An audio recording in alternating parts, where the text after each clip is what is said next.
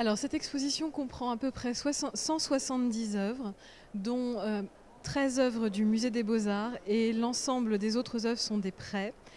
de tous les musées européens. Donc ça va de Londres à Madrid, en passant par Naples, Bucarest, Budapest, les Pays-Bas, la Belgique,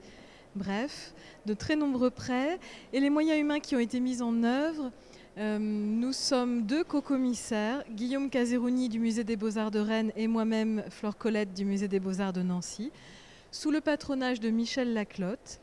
et avec la collaboration scientifique qui nous a permis également, le partenariat qui nous a permis également de très nombreux prêts du Musée du Louvre, en particulier de Dominique Cordelier, Cécile Scailleres, Vincent Pomarède, Guillaume Kientz et Vincent Delieuvin. Vous pourrez admirer des œuvres de la fin du XVIe siècle, des années 1570-1610,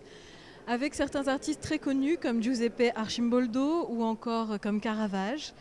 et d'autres qui le sont beaucoup moins et que nous espérons vous aurez grand plaisir à découvrir car ils sont peu présentés en France et très connus par ailleurs en Europe, en particulier Spranger et Van Ravenstein. Ce sont généralement des artistes issus des Pays-Bas, issus du nord de l'Europe, qui ont été chassés par les guerres de religion, qui se sont formés en Italie, notamment à Rome, et qui ont ensuite circulé de cour en cour, en particulier à la cour de Rodolphe II à Prague, qui était la capitale du Saint-Empire romain germanique à cette époque. Les événements organisés en marge de l'exposition sont notamment des visites liées à une œuvre notamment, donc des visites spécifiques sur une œuvre.